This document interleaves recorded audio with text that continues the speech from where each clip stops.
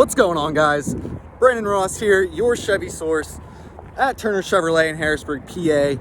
It's pretty dead here with this whole coronavirus thing going on, so I figured why not use the time wisely and upload another video. So today's topic is essentially what you as the customer can do to pretty much make your car buying experience at a dealership a lot easier, a lot smoother. I know the biggest thing people always dread coming in to car dealerships because of how long the process can take. But here I want to go over why and how you can do the right steps, bring in the right stuff so that you can make your car shopping experience quick, easy, in and out, and have a good time. So like I just said, if you're not coming to a dealership to buy your dream car, like for instance, the 2020 C8 Corvettes, if you haven't seen that video, go back to my channel. It's the first upload. Take a look at it. I'm sure you'll love it.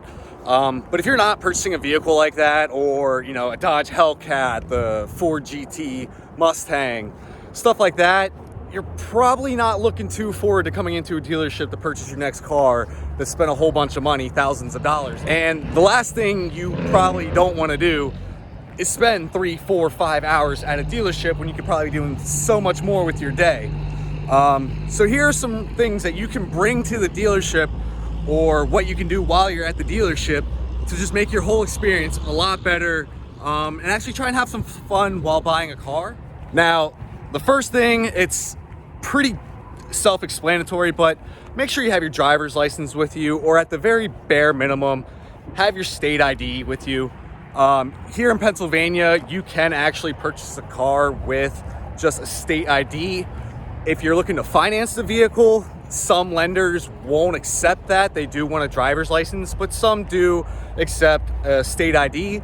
So either way, try and have at least one of those things with you, preferably driver's license, but we'll get by with it. Now, second, make sure you have your insurance card, your ID card, that you would carry with you in your glove box of your current vehicle or wherever you would have it. You do, at least in the state of Pennsylvania, there actually are some states in the country that don't require insurance, but in PA, you do need to have insurance. And a lot of lenders, even in these other states that don't require it, the lenders in that state will require you to have insurance because they're going to be shelling out thousands of dollars for you. They want to make sure that their asset is protected, insured. God forbid you were to get into an accident, or if you weren't in the vehicle, somebody hits your car on the side of the road or a parking spot or something like that. They just want to be covered. Number 3, I know I will probably get a little bit of hate for this one and some smart remarks in the comments, but be truthful to your car salesman.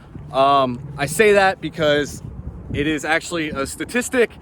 Car dealerships are the least trusted business in America. There was actually a study done that politicians are second, and car dealerships, car salesmen, all that, they are number 1. They're the least trusted profession in the country, but not here at Turner Chevrolet. I can say for myself, and I can back up any of my coworkers, we are very trustworthy. If you let us know up front everything you're trying to do, try not to hide anything, we will make your experience as quick and as easy, as painless as possible. The more we know, the more we can help you out. We provide 100% transparency with our customers.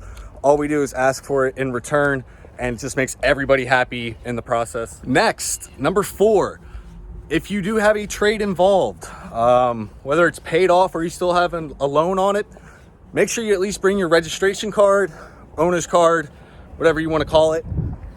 We do need to have that. One, to make sure we know that it is your car that you're trading in. We've had it happen before where somebody tries to trade in their relative's car. Whether they know about it or not, we can't do that unless that person is here to sign off on it. And we just also need to make sure if your registration is still good, if we need to renew it, if you're in a passenger vehicle, like a car, SUV, anything like that, and you're trying to upgrade to a truck, pickup truck, you do need to get a whole nother different plate and new registration for it. So that's just some stuff we need to know. So make sure that you do have your registration card when you come to our dealership. And to piggyback on your trade, if it is paid off, bring your title with you. I can't stress that enough. So many times we have somebody come in with an older vehicle, it's been paid off for years. They come in wanting to buy a car that day, but they don't bring their title with them. We work around it all the time, but it is a bit of a pain. So we just ask that you bring in your title. If your trade is not paid off, if there is a auto loan on your vehicle, no worries. Just make sure you know who the loan is through, who that lender is, whether it's a bank or credit union. We can get the numbers for pretty much anybody, whether they're in state or out of state. That's not hard at all. As long as we know who it is, we will call in, we will get a 10-day payoff. I know a lot of these apps that people have, some do, some don't. They will show you a 10-day payoff. Some will just show you a payoff for that day in specific. We get 10-day payoffs because every single day, a little bit of interest accrues, not too much for the most part, but nevertheless, it still does accrue. And banks, credit unions, they are very particular about their money. So we want to make sure we have it exact down to the very last penny. Otherwise, they will be contacting us. They will be contacting you as the customer. And then if they contact you as a customer, you'll probably get ticked off at us, when in all reality, it was just miscommunication. So just make sure you know who your lender is. That way we can get a payoff and just keep the ball rolling. And a big one that we like to make sure people do bring with them, because no matter who you are, if you have amazing tier 1 credit, if you don't have good credit, less than perfect credit, please bring proof of income. What I mean by proof of income: pay stubs, 1099 forms, W-2, 3 months of bank statements. Any of those will really work. A lot of times lenders will want to verify that you are making said income that you would put on your credit application. So if you just have your normal 9 to 5, second shift, graveyard shift job, we usually ask for 2 of your most recent pay stubs. If you were there all year last year, because it is March right now, a lot of lenders will accept last year's pay stubs and W-2s, at least the last pay stub of the year. That way they can at least find out how much you're working overtime. If you're consistently working overtime, they can average that in with your income. Whereas you've only been working 2-3 months this year, it's a little bit harder to find out, especially for those people that are consistently working over 40 hours a week. All it is it's going to help you out by able to claim more money than what we're putting on your credit application. So have one of those with you. If you are self-contracted, if you own your own business, anything like that, you might be at 1099, you're tax exempted, whatever, you have to pay your taxes back at tax season. That's where those 1099 forms come into play. That's where the bank statements will come into play. If you can at least provide 3 months of bank statements, that is probably the best way for you to verify your income if you do own your own business or you're self-contracted, whatever the case may be. I'll also get some shots here of our pre-owned inventory as I talk. That way you don't have to keep on seeing my face. But another big one too is try and set up an appointment ahead of time. We do have people that run our internet and our phone call sources that you can call in prior to coming into the dealership. We do accept walk-ins. By all means, you will not be turned at the door.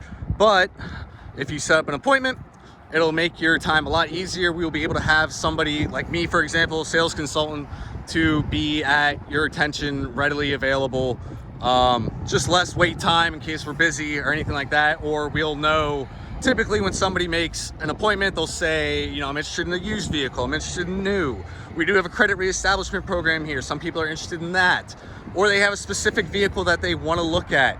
We can have the car washed, up and ready at open space, keep it distance from all the other vehicles. That way you know what you're looking at. It's a pretty nice Silverado right there, if I may say so myself. All right, and the last one to sum it all up, leave your kids at home if at all possible. Now don't take that the wrong way. I love kids. I have a 5-year-old nephew. I have a 1-year-old niece.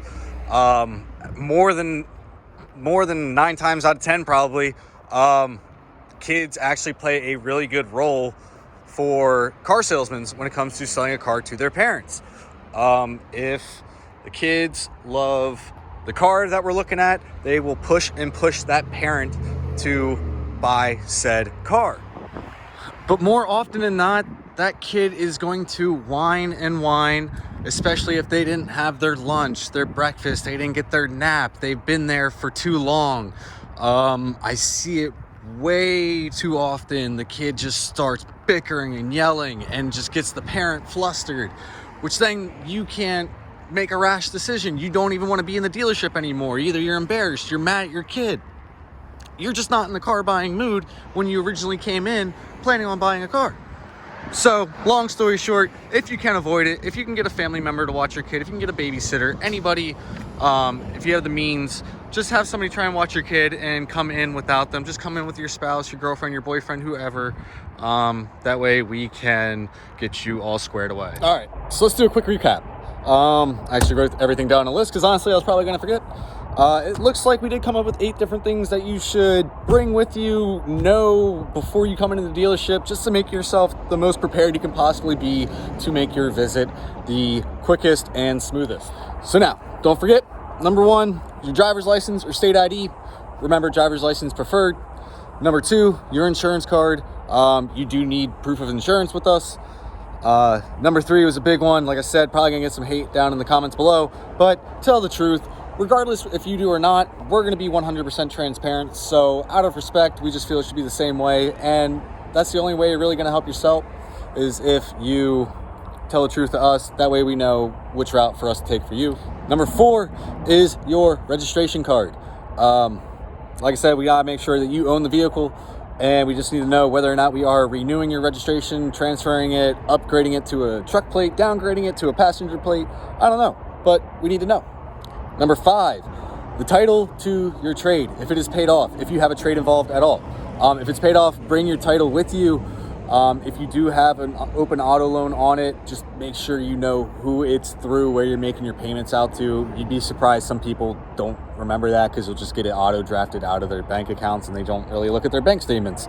But if you know who it is, we can get the customer service number, call them, get the 10-day payoff. Pretty easy. Number 6, make sure you bring proof of income. Like I said, whether it is W-2, pay stubs, 1099 form, or 3 months of bank statements. For the most part, any of those will work in any situation. If you have those ready with you ahead of time, just makes the process a lot smoother. Number 7, set that appointment. Like I said, we do welcome walk-ins by all means.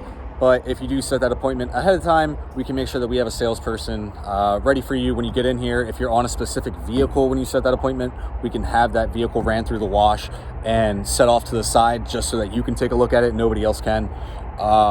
That way we're not running around trying to figure out what we're trying to do. We're prepared ahead of time.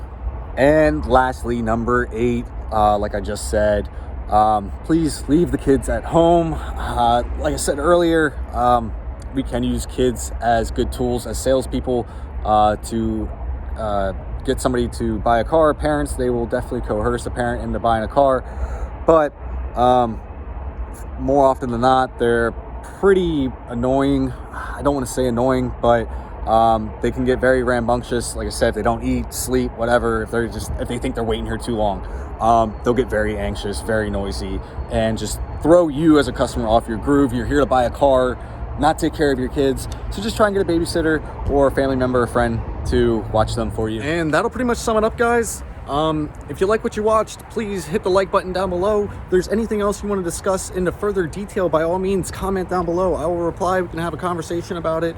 No problem to me whatsoever. If you read my bio, I did talk about how I do want to make this more of an informative channel.